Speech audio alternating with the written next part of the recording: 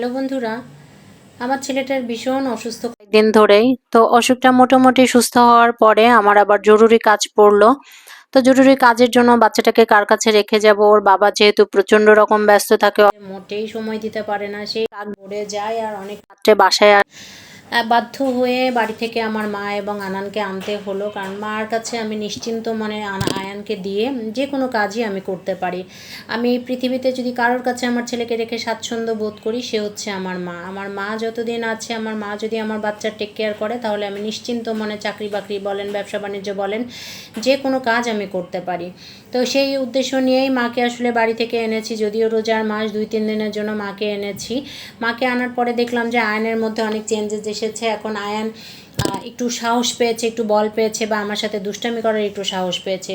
আমার কাছে মনে হয় যে মার কাছে রেখে যদি আমি সারা দিন বাসার বাইরে থাকি, তাহলে কোনো অসুবিধা হবে না আমার আয়ানের। আর সাথে যদি আনান থাকে, কারণ আনান ওর সাথে খেলাধুলা করে, টিভি দেখে, আর মা ওর এত বেশি যত্ন করে, এত বেশি ভালোবাসে, স্নেহ করে। আমার বাচ্চাটা আসলে আমার বাবার বাড়ির সবার যেহেতু ছোট নাতি, তো সেই হিসেবে ও অনেক বেশি ভালোবাসা পায় সবার কাছ থেকে। তো মাকে আনার পরে আমি বাসায় নাই, আমি আমার জরুরি কাজেই ঢাকা গিয়েছি। ঢাকা থেকে আসার পরে দেখতেছি যে সে বিছানায় বসে তার আমার মায়ের সাথে আর কি দুষ্টামি করতেছে, সেই ফাঁকে আমার সাথেও দুষ্টামি করতেছে। তো আমি মার সাথে কথা বলতেছি, সারাদিন আমি কি করলাম কি না করলাম। মার রোজার মধ্যে আসতে খুব কষ্ট হয়েছে, আমি একটু ভয় পাচ্ছিলাম যে বাসে আসাটা মার জন্য অনেক টাফ হয়ে যাবে, কিভাবে আসবে। আর আনান্নাও রোজা, মাও রোজা, অনেক বেশি টেনশনে ছিলাম। আর আমাদের বাবার বাড়িটা আসলে অনেক বড় বাড়ি, সেই বাড়িতে বাবাকে একা রেখে আসাটা অনেক বেশি টাফ, যার জন্য মা আর হাজার ইচ্ছে থাকলেও আসতে পারে না আমার কাছে। শুধু মা না, কেউই আসতে পারে না, আমি দূরে থাকি দেখে। কারোর পক্ষে সম্ভব হয় না, কারণ গ্রামের বাড়িগুলো কার উপরে ছেড়ে রেখে আসবে। বাড়িগুলোতে ফ্ল্যাট বাড়ি না, গ্রামের বাড়ি তো বোঝেন, এল প্যাটার্ন, ইউ প্যাটার্ন, যে প্যাটার্নই হোক, বিভিন্ন ধরনের বড় বড় বাড়ি হয়ে থাকে। তো মার সাথে অনেক বেশি কথা বলতেছি যে মা, তোমার রান্না বান্না কিছু করতে হবে না, আমি সবকিছু রান্না করে রেখে যাব। আমার 2 দিনের কিছু কাজ ছিল, জরুরি কাজ, বন্ধুদের সাথে একটু দেখা করা ছিল। তো সেই লক্ষ্যে মাকে এনেছি। ইফতারটাও ঠিকমতো বানাইতে পারি না, যদিও আমরা এই 2025 সালে ইফতার একটু মেনটেন করার চেষ্টা করতেছি, অর্থাৎ অল্প পরিমাণে ইফতার ছোলা মুড়ি খেয়ে তারপরে হয়তো অন্য কোনো খাবার খাচ্ছি বা খাচ্ছি না।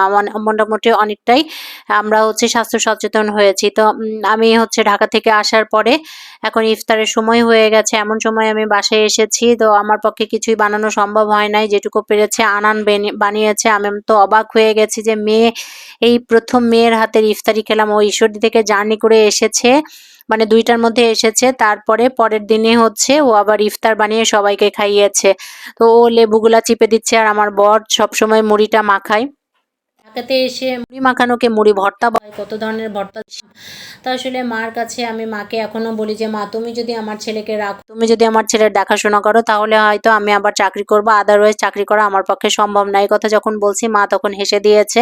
আর মা চিন্তা করে যে আসলে আব্বাকে রেখে একা আসা মার পক্ষে সম্ভব না, আর আনান যেহেতু পড়াশোনা করে, ওদেরকে রেখে আসা সম্ভব না। তাই মা বলছে, বাবু দেখা যাক, তুমি আয়ানকে আমার কাছে দিয়ে যাও। মা সবসময় বলে আয়ানকে আমার কাছে দিয়ে যাও, কিন্তু আমি আসলে আমার ছেলেকে রেখে থাকা আমার পক্ষে একদমই সম্ভব না। তাই বাধ্য হয়ে তাদেরকে বলেছি যে তোমরা মাঝে মধ্যে আসবে, অর্থাৎ 2 মাস পর পর আমার ছেলেটাকে একটু দেখতে আসবে, তাহলেই আমার চলবে, আর কিছু লাগবে না। তো আমার জরুরি কাজ ছিল, বন্ধুদের সাথে কেন দেখা করতে গিয়েছিলাম পরের ভিডিওতে শেয়ার করব। আর আমার মা আসলে কয়দিন ছিল, 2 দিনের জন্য এসে এখানে আটকা পড়েছে, মোটামুটি তাকে 7 দিন থাকতে হয়েছিল। নেক্সট ভিডিওতে শেয়ার করব মার সাথে হোমমেড কি ইফতার করলাম, কিভাবে ইফতার করলাম। সবাই ভালো থাকবেন, আজকে এ পর্যন্তই। Thank you for watching, by.